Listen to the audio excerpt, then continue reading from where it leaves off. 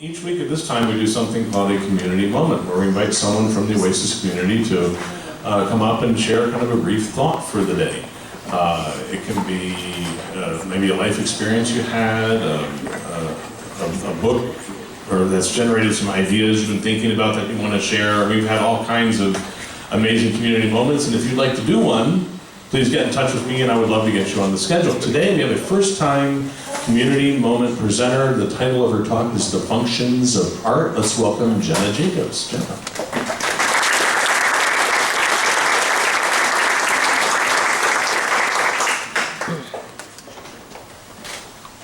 Thank you, and thank y'all for that applause. I am an adjunct faculty at Lone Star College, where I teach art appreciation and 2D design, and never once has any of my classes greeted me so warmly. So that was really touching. So when I teach my art appreciation class, at the start of the semester, one of the lectures I give is over the functions of art, and the reason I do that so early on is because I find that a lot of students are more motivated to take in the knowledge if they realize or understand the applied purpose for it. So that being said, art does serve a practical purpose, and I'm going to go over a few of them today. So to start with the most simple one, I'm kind of nervous. This is a lot more formal than my classroom. I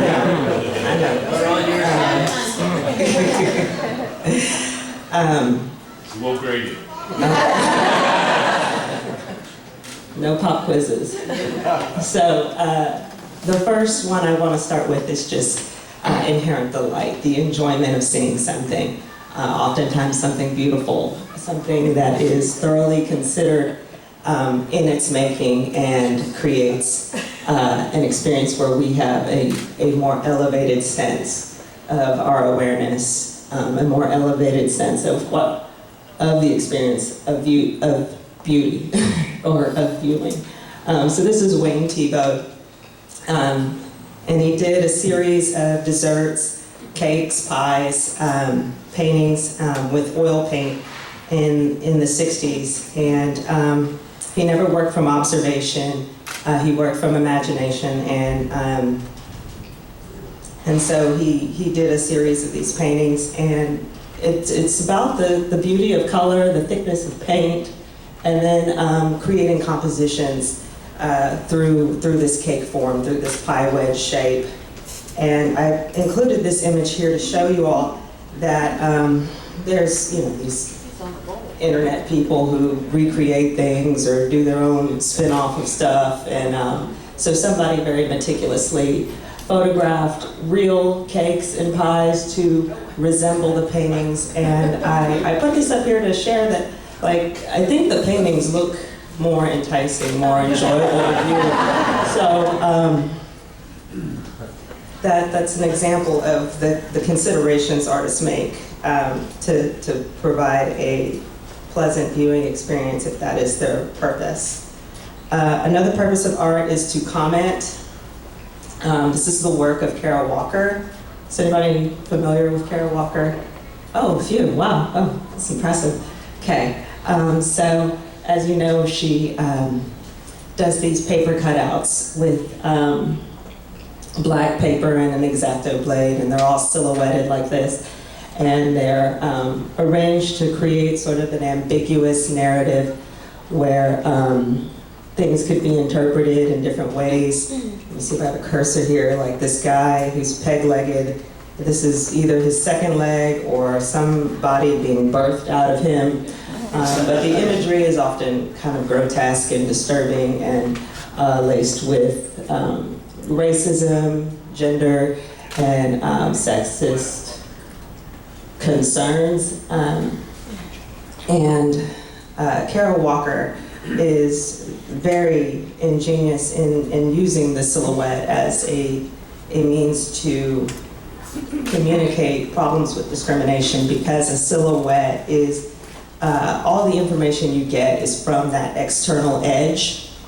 So you are literally making a judgment of what is going on based on very limited information. All you have to go off of is that edge, and that inherently is what discrimination is. And so she is using that as her mechanism to create even more complicated situations where you have to decipher what the narrative is, and that is part of a problem she is trying to generate a conversation on.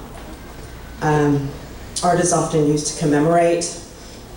This is Natasha Mahal. Some of y'all are probably familiar with the building.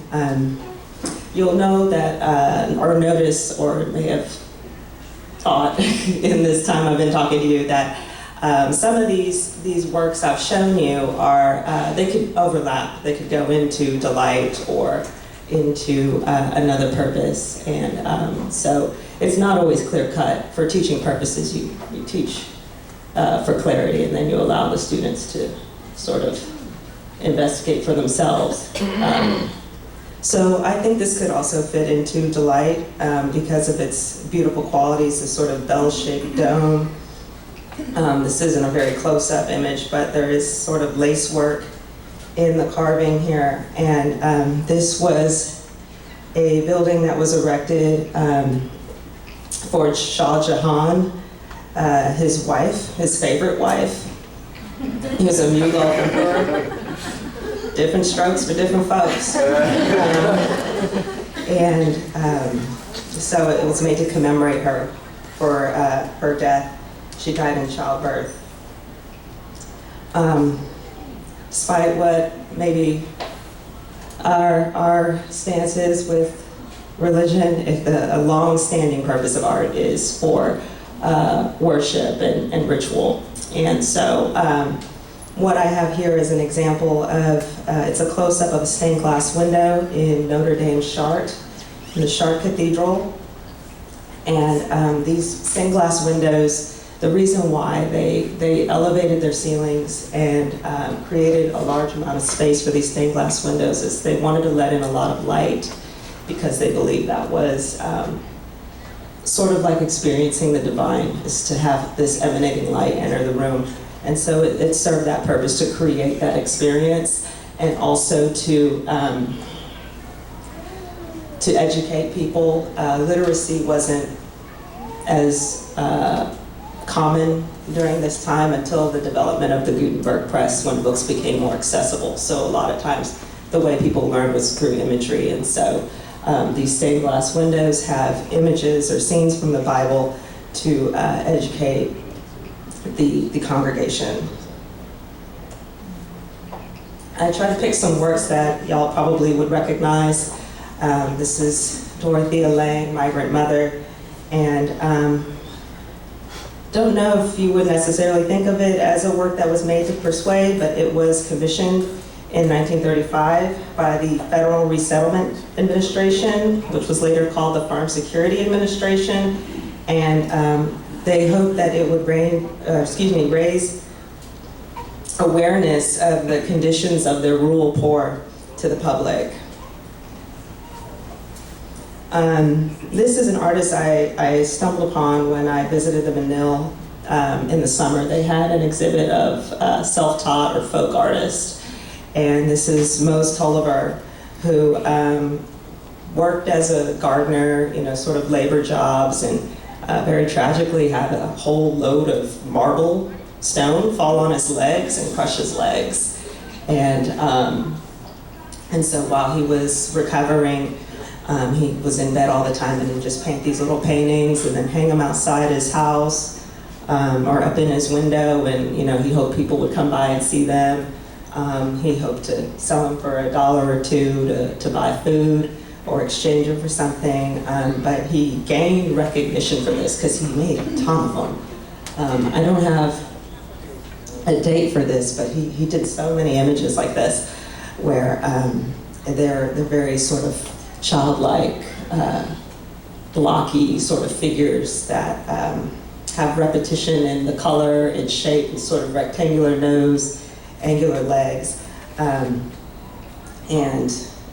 they're just sort of playful and So with this recognition that he developed, he was included in the semi-annual Black Folk Art in America show that spanned artists from 1930 to 1980, and this was at the Smithsonian Cochrane Gallery. This cemented his place in the fine arts world, and from what I understand, he's in the Caro family, but he's doing well. So to recap, the functions of art are they're for enjoyment, they're for commemoration, ritual and worship, persuasion, self-expression, and commentary. And so I put this image up here, and I know I talked a lot longer than I thought I would. Is there time to A couple minutes from that, yeah. Okay. Okay, so I would like to ask the audience to look at the work to the side here and ask yourself what function do you think this work best serves, and if it is possible to have someone go around and get some responses from people, that would be fun.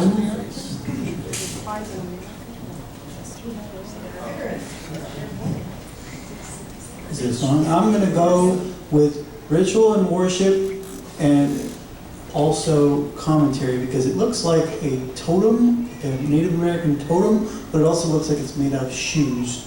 So it could be like a consumerism commentary. Okay. Good explanation. Any other? We have one over here. Also, Nikes are made in Seattle. Okay. Are they really?